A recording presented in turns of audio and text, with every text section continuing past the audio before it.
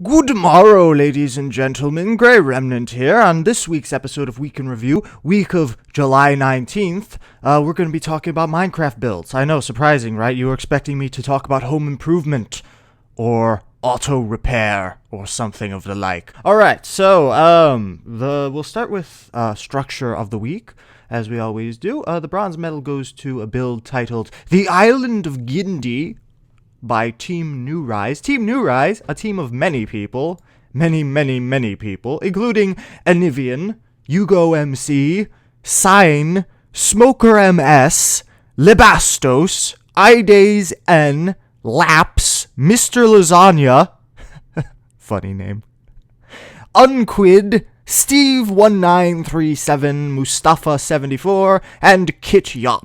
So yes, it's quite an extensive team. And they put together this island of sorts. It's an island with a castle on it. And there's a giant falcon and some other giant birds just flying around. You got waterfalls cascading off the side of the cliffs. But it's a very nice castle. Sitting atop an isolated island in the middle of the Pacific Ocean, guarded by the Kraken. Yes. Alright, that's enough of that. Good job, Team New Rise.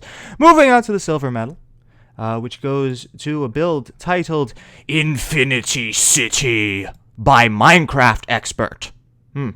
Arrogant. There's this is a pretty impressive little city here. You got a lot of modern skyscrapers and stuff. And you know what the thing I really like about this is that all of the buildings kind of have a different style to them.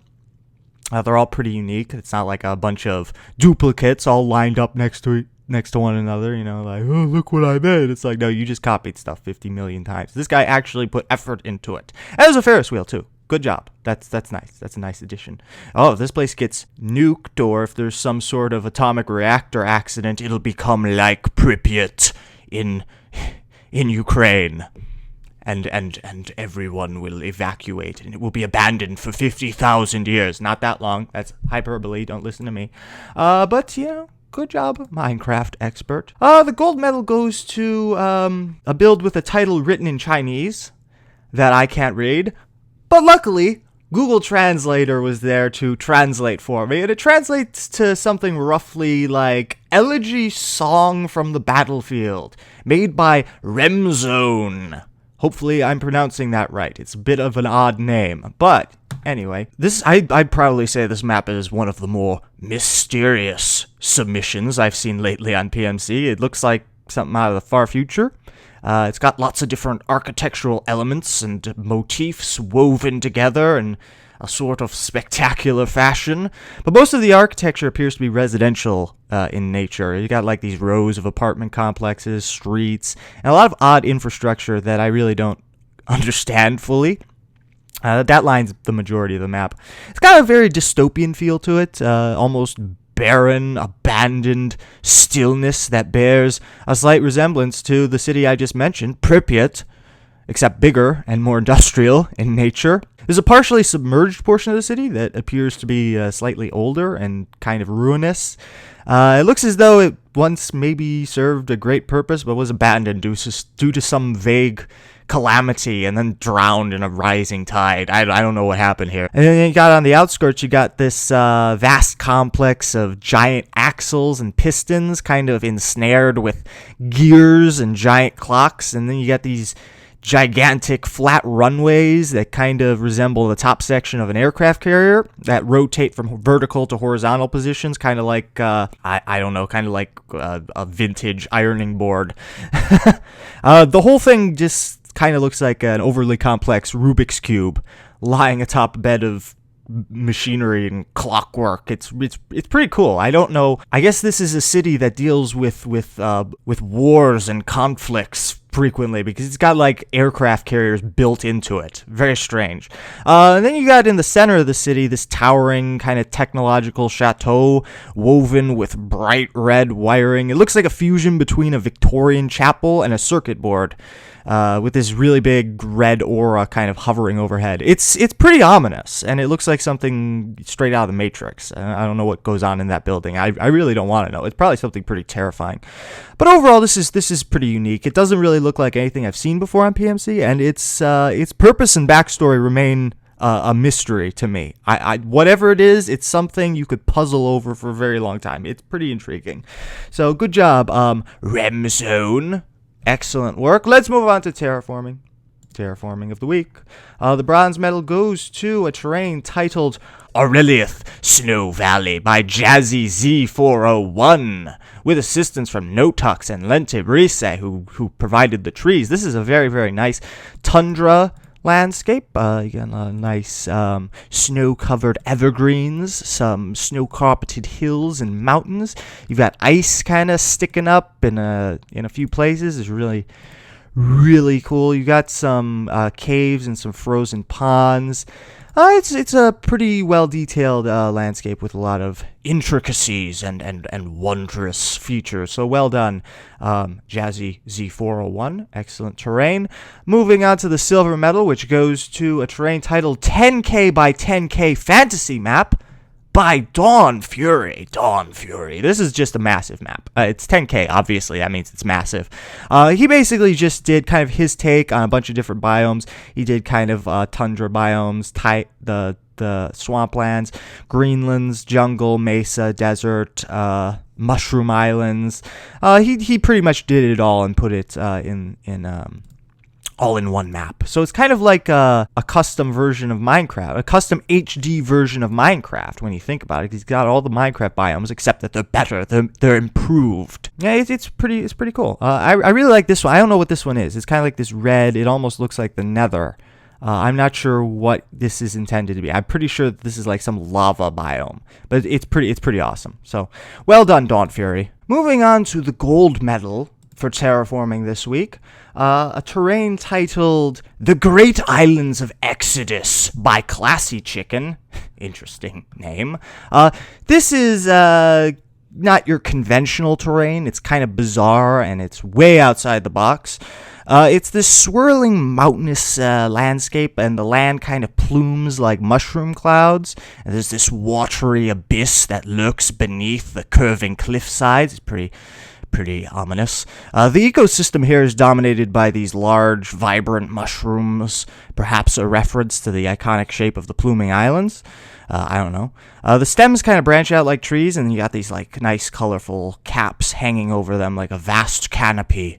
In the center of the map, you've got this giant steampunk tower, complete with spinning wheels, spiraling architecture, and you got some nice steam chutes as well. And you've got some small huts and buildings kind of below. They're kind of like on the grotto beneath all these islands. There's kind of like this infrastructure down there as well. And you got some large steampunk boats, which seem to serve as the primary mode of transportation between the islands. This is a terrain that incorporates a bunch of different elements. It's not just a rigid mountain range or an icy tundra. It has more character that comes in the form of architecture and organic work. It's a landscape that uses structures of 3D art to accentuate itself and become more lively. It's like the backdrop to a great odyssey ready to be told by the ancestors of lore.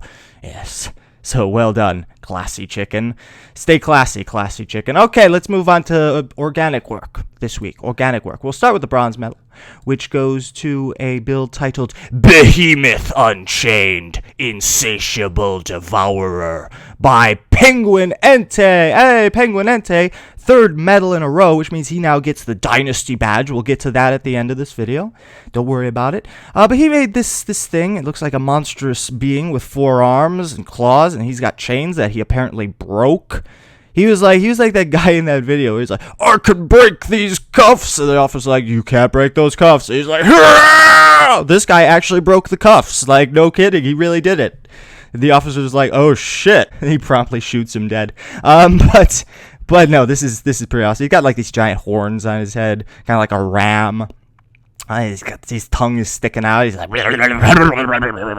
or whatever. Yeah, it's pretty awesome. Good job, Penguin Ente. You've earned your 3rd medal in a row. My God, sir, nobody else has done that before. Which takes us to the silver medal, which goes to a build titled Akasha, the Queen of Pain by Ron Siski. Okay, so this is like some demonic a devil woman who's got wings and horns, and she's got like a knife, and there's blood dripping from the knife. So apparently she just stabbed somebody.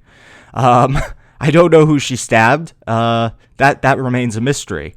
But nevertheless, we can verify someone has been stabbed, and they've been stabbed by some demonic, the queen of the underworld. So good job, Ron Siski. Very impressive work. Which takes us to the gold medal for organic work, which is this one definitely won this week. It was a build titled, and apologies if I'm not pronouncing this correctly, but you'll understand why I can't when you see it spelled out on the screen.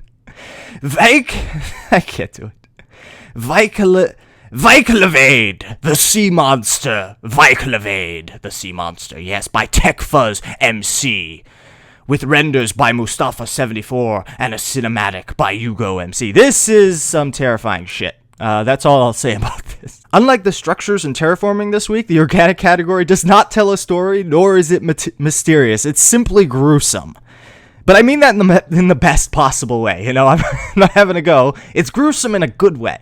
It's a monstrosity the likes of which I rarely see on this site. It's like the Loch Ness Monster was captured and experimented on, and then bombarded with a high level of gamma radiation, and then submerged in a vat of nuclear waste for a year. This is the result. It looks like an amalgamation of grotesque fins, gnarled teeth, and twisted appendages, all wrapped up in a sheet of infected skin. It's like the physical manifestation of disease, pollution, malformation, and hideous genetic mutation wrapped into one terrifying package. It's definitely a memorable project, I'll give it that. So good job, TechFuzz MC. I cannot unsee this. I'm sure that you're happy about that. Good job. All right, that's it. So let's give out some badges, shall we? Let's give out some nice badges. I'd like to point out, before we get into this, that I have adjusted the point value of structural medals. They're now worth slightly more. So the leaderboard is going to be mixed up a little bit this week. And the reason why I gave structural medals a higher point value is because the structural category is far more competitive than organic work or terraforming. It's a much more competitive field. So if you manage to get a medal in that category, you get more points simply because there's more qualifiers. So having said that, a lot of people got the Mason badge this week. Remzone, Fish Soupe, Divine Medicus, Roski, Elysium Fire, Roanos, Whisper 974. All 7 of these fine folks got the Mason badge. Sepher got the Master Crafter badge, which is basically like the next level to the Mason badge. It's like, oh, you're very adept at structural engineering, Sepher. Congratulations. Jazzy Z401. This is Jazzy's second medal in a row. So on a roll badge is what you receive, good sir.